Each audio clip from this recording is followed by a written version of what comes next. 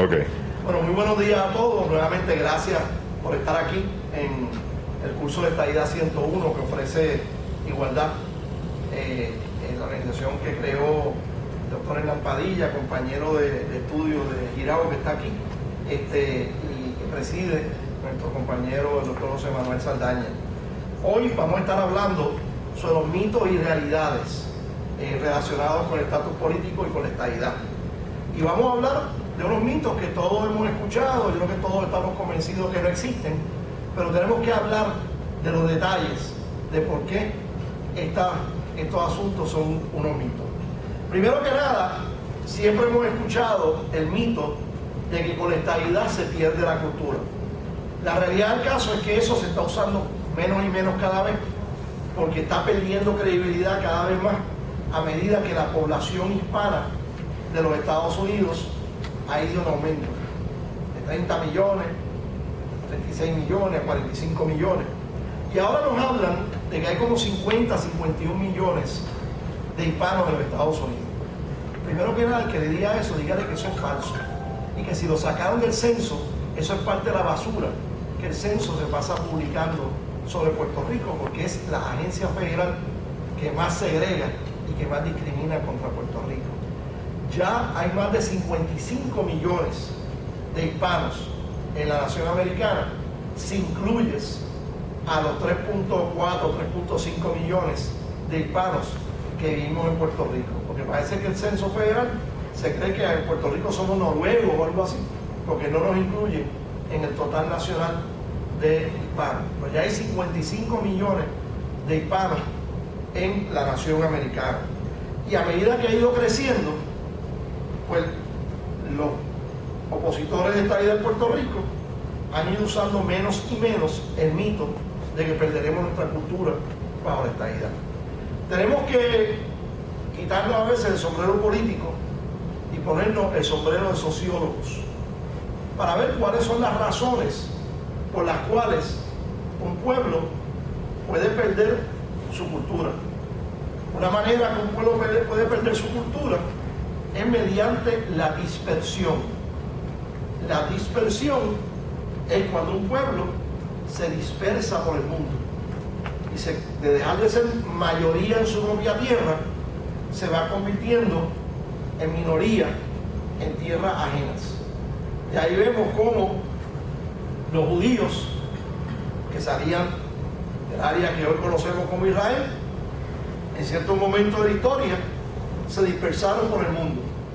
Si no perdieron su cultura, se debió a que el pueblo hebreo tiene una tradición religiosa sumamente fuerte y a través de la práctica fuerte de su religión pudieron conservar su idioma, pudieron conservar su costumbre, pudieron conservar su gastronomía, pudieron conservar su música, pudieron conservar sus creencias religiosas. Esa es la excepción a la regla en el caso de la dispersión. Lo normal es que cuando un pueblo se dispersa por el mundo, tiende a perderse la cultura de ese pueblo. En el caso de Puerto Rico, con la estadidad, ¿se provocaría una dispersión de los puertorriqueños? No, por el contrario. Podríamos estar atrayendo a que los puertorriqueños que se han dispersado fuera de Puerto Rico durante nuestro estatus territorial, particularmente después de aprobarse la Constitución de Lela en el 52, que hubo una dispersión masiva de puertorriqueños a tal punto de que hoy ya vemos 3.4 millones de puertorriqueños en Puerto Rico y 5.1 millones de puertorriqueños fuera de Puerto Rico. Quiere decir que más del 60% de las personas en el mundo que dicen llamarse puertorriqueños viven fuera de la isla de Puerto Rico. Esa dispersión que se dio desde que se aprobó la Constitución de Lela bajo nuestra condición territorial, esa dispersión no se haría bajo estadidad, se dio ya. Y sin embargo, cuando usted ve a un puertorriqueño de segunda y tercera generación en el continente, hablan español, comen arroz y habichuela, bailan salsa, celebran la Navidad de una forma muy peculiar, Así que aún ellos no han perdido su cultura. Y en el caso de nuestro aquí en Puerto Rico, bajo 117 años de soberanía estadounidense sobre Puerto Rico, nosotros no hemos perdido nuestra cultura. De hecho, yo creo que inclusive la música autóctona puertorriqueña, la danza, la plena, la bomba, etc., se ha mantenido y se ha fortalecido durante estos 117 años. Hoy en día es más fácil tú escuchar una danza, una plena, una bomba, que lo que era hace 100 años atrás, porque el acceso a los instrumentos que la modernidad que hemos recibido en estos 117 años nos permite escuchar esa música y entretenernos con esa música. El español hoy está fuerte en Puerto Rico, no porque nos hayan negado el aprendizaje en inglés, que nos lo han negado, sino porque simplemente el español sigue siendo fuerte en Puerto Rico después de 117 años de soberanía estadounidense sobre Puerto Rico. Y bajo la estadidad se fortalecerá aún más la cultura. Tendremos más acceso a los fondos del National Endowment for the Humanities y de otras organizaciones del gobierno federal que proveen fondos para promover la actividad cultural. Así que yo no tengo la menor duda de que bajo la estadidad, lejos de perder nuestra cultura se fortalece. Pero voy más allá. Bajo la estadidad, particularmente los primeros 10, 15 años de estadidad, vamos a tener la capacidad de difundir mejor nuestra cultura, de usar nuestra cultura para enriquecer más a la nación americana, como lo hizo ya el estado de Hawái. Aquí hay unas cuantas personas que ya pintan caras y varias que se pintan las caras. Y podrán recordar que fue en la época de la década del 50 y la década del 60 que los rasgos culturales hawaianos estaban pegados, estaban en pared. ¿Y por qué fue eso? Porque cuando la familia al lado tuya en el vecindario le nace un nuevo bebé, ¿qué hace todo el mundo? Darle la espalda a esa familia. Todo el mundo va a visitar a la familia, a conocer al nuevo bebé en la familia. Y de ahí que las películas de las playeras de Annette Funicello, de Elvis Presley, de Frankie Valli, se dieron en las playas de Hawái. El hula hoop, con el cual Girao hacía ejercicio cuando era joven, y con Hernán competían a ver quién hacía el hula hoop mejor. Espero que Hernán esté viendo esto en alguna ocasión. Yo no me Fue idea mía, fue de Girao. El hula hoop se hizo famoso entonces. Los leis, las flores de los leis, las camisas hawaianas, el ukulele, la música hawaiana, hasta las piñas Dole se hicieron famosas entonces. ¿Y qué programa fue el que se hizo famoso esos tiempos de detective? Hawái 5-6. Hawái 5-0. Hawái Estado 50. Pues no hay ninguna razón para que el día, y eso provocó también un aumento en el turismo hacia Hawái. Se duplicaron el número de habitaciones de hoteles en Hawái. Puerto Rico aumentaron 60%, en Hawái aumentaron 700%. Y lo que les digo es que la cultura puertorriqueña va a traer una explosión de desarrollo económico aquí, como lo hizo en Hawái, porque los puertorriqueños no somos menos que los hawaianos, a pesar de que los hawaianos incluyen a 2.6% de su población que son puertorriqueños y que mantienen viva sus rasgos culturales dentro de la sociedad hawaiana. Nos dicen también que perderemos nuestro idioma. Bueno, para aquellos que han estudiado la Constitución y los que no, los invito a que saquen de su bolsillo, seguro que todos, al igual que yo, tienen copia de la Constitución en su bolsillo, podrán ver que si vamos a las enmiendas a la Constitución y pasamos al artículo 11 de las enmiendas a la Constitución, la enmienda número 11, ¿qué nos dice la enmienda número 11? En la enmienda número 10 nos dice: the powers not delegated to the United States by the Constitution nor prohibited by it to the states are reserved to the states respectively or to the people. Los poderes no delegados a los Estados Unidos, el gobierno federal, por esta Constitución, ni prohibida por ella a los estados, están reservados a los estados respectivamente o al pueblo. ¿Qué quiere decir eso? Si usted encuentra un poder que la Constitución le dé al gobierno federal, ese poder permanece en manos de los estados y el pueblo respectivamente. Si usted se lee la Constitución completa, no encuentra que se le haya otorgado al Congreso el poder de establecer un idioma oficial para la nación americana. No tienen ese poder, y por tal razón, ¿de quién es ese poder? Del Estado. Del Estado, Si nos de hacemos los pueblos respectivamente. Y por eso es que los partidarios del English Only, que son la antítesis de Antonio Fadel Zamora y el Spanish Only, que se aprobó recientemente en el Senado de Puerto Rico, valga con el voto en contra de 2 senadores populares, el presidente del Senado.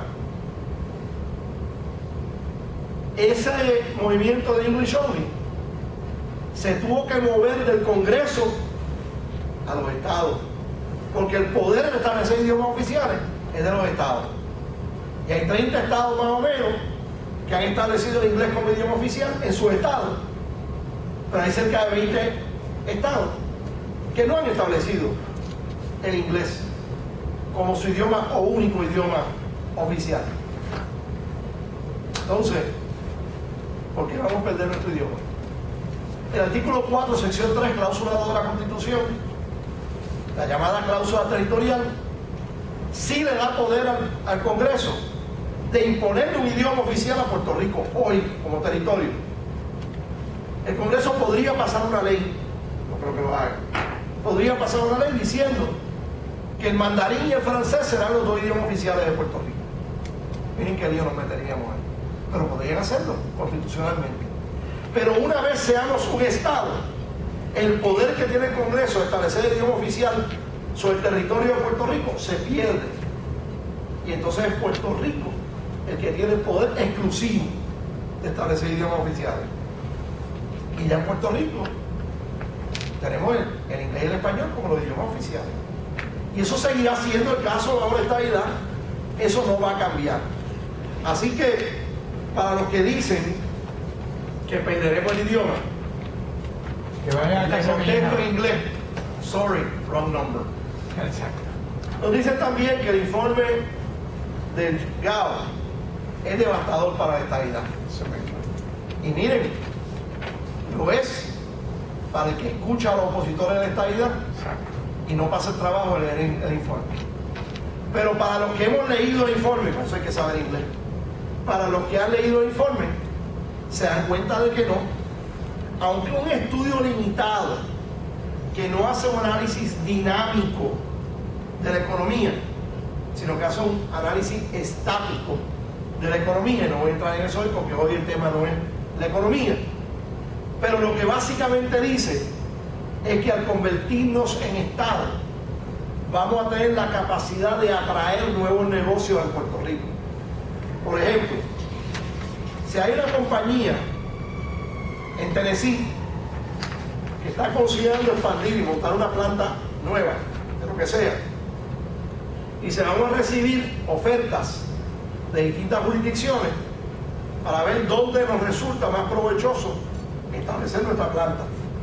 Pero altamos que requerimos que una planta en Estados Unidos tiene que generar por lo menos 8% de ganancia. Y a nivel internacional, porque hay unos riesgos mayores, unos peligros mayores operando internacionalmente, tenemos que tener una ganancia de 12% mínimo. Entonces, viene la ciudad de Atlanta y envía una propuesta para establecer la planta en Atlanta. Va a dejar 9,5%. ¿Vale? Bueno. Y viene la compañía de fomento industrial y propone establecer la planta en Canóvanas, en el municipio de nuestra alcaldesa Lorna Soy. Y va a dejar 11% de ganancia. ¿Dónde establece la planta? En Canóvanas, donde deja 11%, o en Atlanta, que deja 9,5%. En Canóvanas, seguro.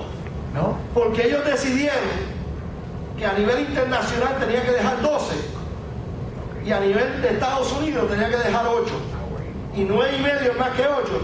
Y como Canóvanas está en ese sitio llamado Puerto Rico, donde no honran sus contratos, donde es como medio foreign in a domestic sense, como diría el juez Torruella, pues no, si no deja 12% en Puerto Rico, no nos establecemos en Puerto Rico. Y se van y lo hacen en Atlanta. Sin embargo, cuando usted aplica el test de cuáles son los peligrosos internacionales, le dicen que tienen miedo que haya una revolución, una guerra civil, que haya motines masivos. En Canóvanas, ¿alguna vez ha habido una revolución? En Puerto Rico, ¿alguna vez ha habido una revolución? No. ¿Alguna vez ha habido una guerra civil? Tampoco. ¿Alguna vez ha habido motines masivos? Tampoco.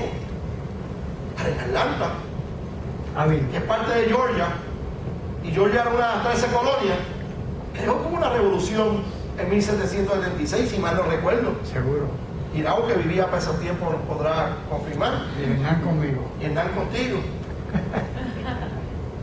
Aunque mi memoria está entre lo que el viento se llevó, pero creo que en Atlanta hubo una guerra civil en 1861, que creo que provocó una novela. ¿Cómo se llama la novela? Gone with the Wind, lo que el viento se llevó. Hubo una guerra civil. Y cuando su hijo pródigo, Martin Luther King, fue asesinado en 1968, en abril del 68, hubo motines masivos en protesta por su asesinato. Así que los riesgos que se percibe que pueden haber en el ámbito internacional se han dado en Atlanta, y esos riesgos nunca se han dado en Puerto Rico. Sin embargo, injustamente, porque somos un territorio y no somos un estado, la planta se establece en Atlanta, los empleos se crean en Atlanta, la actividad económica se establece en Atlanta, a pesar de que Atlanta no es competencia para Canóvanas. Y si no, pregúntenle a Lorna Soto. Así que ahí vemos nuevamente que el estudio GAO dice: el día que Puerto Rico sea estado, podrá atraer más actividad económica para Puerto Rico, porque la percepción de lo que es Puerto Rico, las dudas sobre lo que es Puerto Rico se disiparán y verán que Puerto Rico es una parte integral de los Estados Unidos con su estrella en la bandera, y eso lo va a cambiar. Que vamos a pagar impuestos federales. Sí, vamos a pagar impuestos federales, pero con los impuestos vienen unos beneficios. Por ejemplo, si uno de ustedes trabaja en un fast food, hoy recibe salario mínimo federal, porque todavía tenemos salario mínimo federal a pesar de lo que la señora Kruger quiere para Puerto Rico. A usted le van a sobrar, si trabaja full time, usted le van a sobrar como $12,000 anuales, $1,000 mensuales de su salario mínimo federal después de la deducción. Pero si usted, en vez de trabajar, se queda en su casa echándose fresco, en su apartamento o un residencial echándose fresco, entre una cosa y otra, entre usted, su cónyuge y sus 2 hijos, van a recibir unos cuantos miles de dólares más en beneficio que si trabaja. El incentivo para trabajar no está ahí. Y eso ocurre en un estado, ¿no? ¿Por qué? Porque un estado, precisamente porque está sujeto al pago de contribuciones sobre ingreso federal, esa persona que recibe 1,000 pesos mensuales netos de trabajar con salario mínimo federal, no va a tener que pagar contribuciones federales, pero cuando radique su planilla, para no tener que pagar nada, porque gana muy poco, va a tener que pagar algo, va a recibir él, su cónyuge y sus hijos, un cheque del gobierno federal de $5,480 del Earned Income Tax Credit, el crédito por ingreso de vengado, que no es una idea demócrata, desafortunadamente, es una idea republicana conservadora del presidente Richard Nixon de 1971. Y no es welfare, porque no es para que te quedes en tu casa, es un incentivo Para que no te quedes. para que si estás trabajando, sigas trabajando. Exacto. Por poco que te puedas ganar. Y si no estás trabajando, que busques un trabajo, porque te vas a ganar más que lo que el patrón no te paga. Y si estás pensando dejar el trabajo, que no lo dejes. Porque con eso, ese que bajo el territorio gana 12,000 pesos al año, se va a ganar cerca de $18,000 al año. 2/3 pagados por su patrono y 1/3 pagado por el Tesoro Federal. por el gobierno federal para que siga trabajando. Entonces, las estadísticas van a cambiar, porque el que está trabajando chiripeando por la izquierda, el patrono no le quiere pagar oficialmente para ahorrarse el seguro social y ahorrarse las contribuciones de Puerto Rico. El empleado va a decir, no, yo quiero que tú me pagues por cheque, porque sin eso yo no puedo reclamar los 5,460. Y como el patrono no le va a pagar 5,460 adicionales, pues va a tener que pagarle por la derecha y no por la izquierda. Y de repente vamos a descubrir que nuestra tasa de participación laboral no está en 39%, realmente está en mucho más que eso, porque la gente que hoy trabaja, que no se reporta, los mismos obreros van a pedir que se reporte para ellos poder recibir ese beneficio. Y el patrón le va a tener que pagar como Dios manda. Así que eso también va a ayudar a regularizar la economía puertorriqueña. Y vamos a ver algunos que sí vamos a pagar contribuciones federales. Casi el 50% de los contribuyentes actuales en Puerto Rico pagaremos contribuciones federales. Pero no hay ninguna razón para que lo que paguemos en contribuciones federales y estatales bajo esta idea sea mayor que lo que pagamos ahora. Porque el gobierno federal, al tener que extender beneficios de igualdad al gobierno de Puerto Rico, el gobierno de Puerto Rico va a tener menos gastos y va a poder bajar sus contribuciones para que lo que paguemos en contribuciones al Estado y las contribuciones que paguemos al gobierno federal no superen las altas contribuciones que hoy le pagamos a Hacienda. En Puerto Rico hoy se pagan más contribuciones a Hacienda que lo que se paga en contribuciones estatales y federales en cualquier estado de la Unión. Esa es la realidad. Hay un aspecto que te quería decir que es bien interesante, y perdóname, una pregunta. Es que... Sí, pero vamos a terminar el periodo que nos pidió Fly. Quedan 5. Yo me hago la pregunta. Los americanos no nos quieren. ¿Cómo que los americanos no nos quieren? Los americanos han aceptado 5.1 millones de puertorriqueños en sus comunidades. Algunos segregados en ciertos condados de ciertos estados de la nación. Pero hay puertorriqueños perdigados por toda la nación americana. Que no han conseguido la estabilidad después del 6 de noviembre del 2012. ¿Y quién la pidió? ¿Quién la pidió? Nosotros nos expresamos. Pero ahí una vez cometimos el error de elegir un gobierno que menosprecia esa expresión de la voluntad mayoritaria del pueblo. 54% versus 46% rechazando el estatus actual y 61% de los que escogieron una alternativa seleccionando la estadidad, pero no quedó tiempo ni recursos para que el gobierno de Puerto Rico, a nombre de un pueblo que ya se expresó, pidiera la estadidad para Puerto Rico. Así que cuando Puerto Rico pida la estadidad, cuando el gobierno de Puerto Rico pida la estadidad, es ahí que se empieza a contar el reloj para determinar cuánto tiempo. Yo espero que cuando eso ocurra, nos parezcamos más a Illinois, que tardaron 11 meses en conseguirla, que a Nuevo México, que tardó 65 años desde que pidió la estadidad para que se la diera. El gobierno federal nunca le ha negado la estadidad a ningún territorio que la ha solicitado. Y no hay ninguna razón para tener un complejo de inferioridad y creernos que vamos a ser menos que nadie. El que crea eso, que se vaya con su complejo para otro lado. Y es imposible que nos nieguen la estadidad a 3.4 millones de ciudadanos americanos, porque saben que siempre está la alternativa. Si me niegan la estadidad aquí, te acepto la estadidad allá.